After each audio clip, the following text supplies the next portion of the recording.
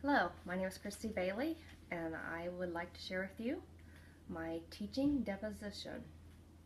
In order to do that, I will be answering 3 questions for you today. Prior to answering these 3 questions, I was given a self-assessment on the 10 teaching depositions.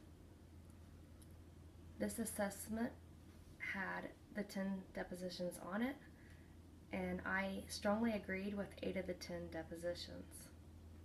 The other 2 I did agree on, but just not as strongly.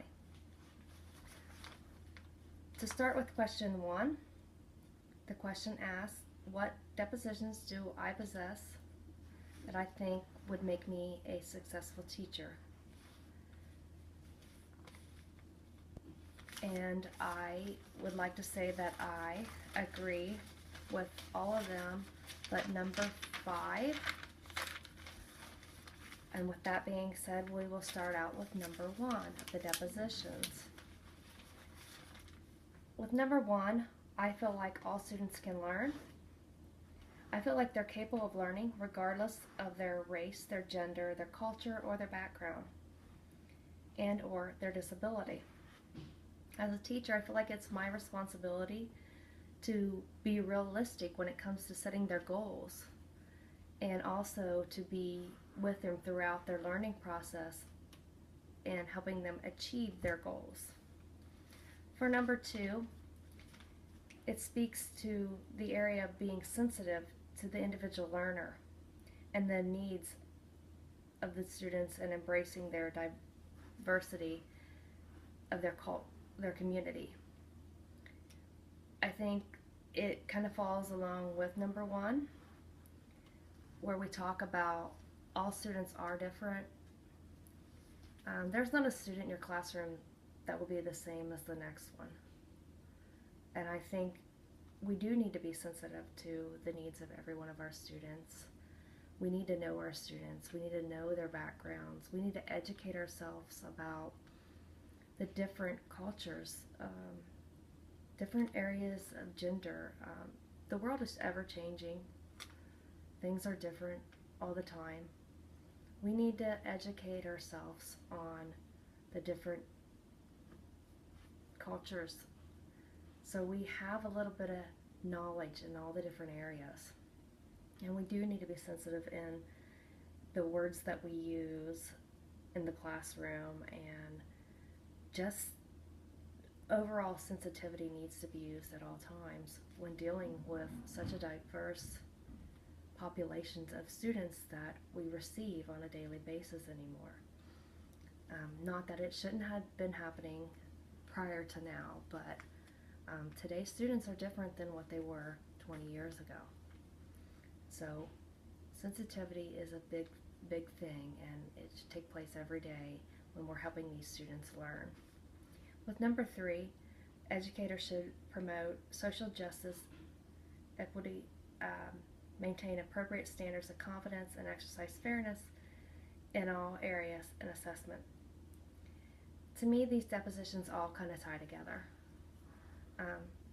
We just talked about sensitivity. I think all students need to be treated as equals. Just because one doesn't learn as fast as the other doesn't mean he needs to be treated differently. Just because one doesn't come from the same place doesn't mean that he doesn't need to be treated any different. All of our students will come from different places. Some may have more, some may have less. Some may learn quicker, some may be slower. That doesn't give us any right to treat them any differently. We need to make sure that we're treating each child the same way. Confidentiality, that is something that I practice on a daily basis. You need to know what you can and cannot share. That is a big policy that we use in our building. We follow those confidentiality rules every single day.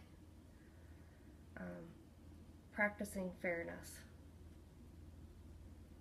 You need to practice fairness every day as well. You can't be unfair And teaching math lessons in my building, I always tell the kids it wouldn't be fair for me to come in here and give you one cookie and not give the rest of you cookies. I use it as an example a lot of times. I try to always practice fairness when it comes to my students and whatever we're doing for the day. Educators should exercise sound judgment and ethical behavior. Since day one of my education 4 years ago, ethic behavior has been taught to me, and it's been preached to me over and over and over. While you are going to be a role model or a mentor to your students, you are not your student's friend. You will be that positive role model and you will have a relationship with your students, but there is a fine line there, and you need to follow ethical behavior with those students, and you need to keep that up in front at all times. Number 5 I will be skipping over because I will be addressing it for question number 2. With number 6, educators should promote and support curiosity and encourage active inquiry. Absolutely. A curious child is a child that is eager to learn something new. Why stop the learning process? If a child is trying to learn something new and they're curious, let it go. As long as there's not going to be any harm to themselves or someone else, let them see what they can find out. They're thinking outside the box. They're not sticking to the script. Their curiosities may lead them into something that even us might not even see. So curiosity to me is something extra special. I think they need to be able to go with the flow, and if we stop that, we're stopping their learning process. Educators should model integrity by their words and their actions. Children pay attention to all of our words and our actions. We need to be modeling integrity. We are their role models. We are their mentors. They follow our lead. They look up to us for what they want to be. We need to be giving those kids the right kind of role models. So when we send them out into society, we are sending them out as good characters, and they picked up good character traits from us. Number 8, educators should demonstrate professional friendliness, warmth, genuine caring in their relationships with others while providing intellectual, emotional, and spiritual support. Let's face it, some of our students come from such rough backgrounds that when they come into our buildings, it's the first positive relationship they've had in a long time, or maybe forever. So we need to be modeling this friendliness and warmth and caring with our students. We need to tell them good job. We need to greet them in the morning.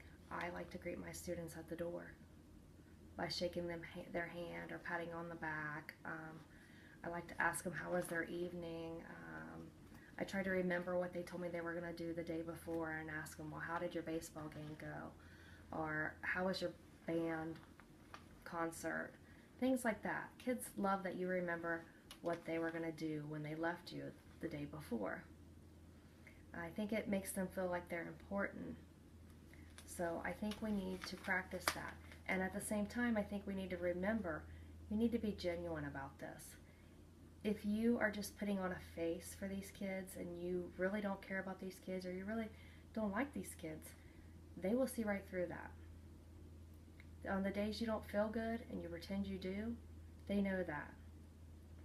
If you just flat out don't like the kid and you try to hide it, they'll know it. So I think you need to be genuine in all the acts and actions that you make around these children. Number 9, Teachers understand the impact of community involvement and servant relationships as it applies to the welfare of others in the educational setting.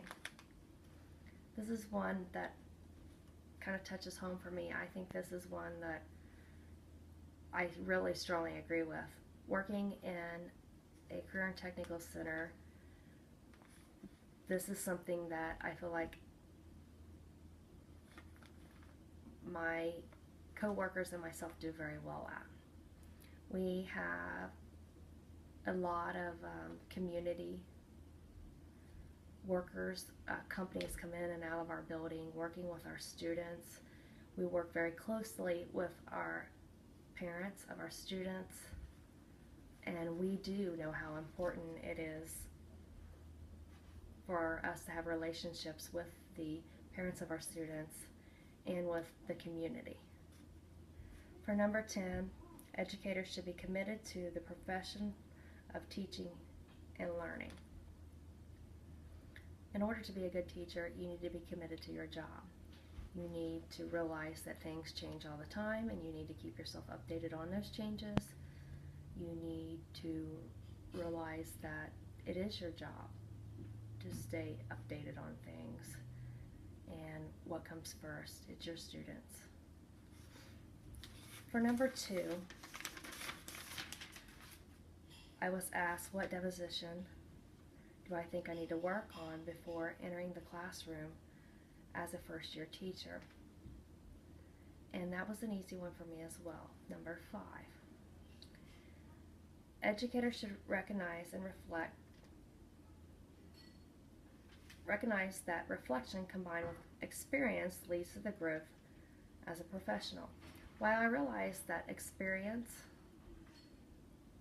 helps with my growth as a professional, and I agree with that strongly, I do struggle with the issue of doing the reflection.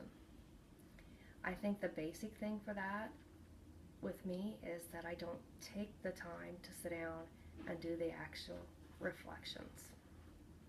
While I know that the reflections can be a great tool for me to do self-evaluation, I just have never got into a proper routine of making myself sit down and do these things. I know that by doing it, I would learn more about how my lessons have went with students, what works, what doesn't work, but it's just not something I've ever got put into my routine.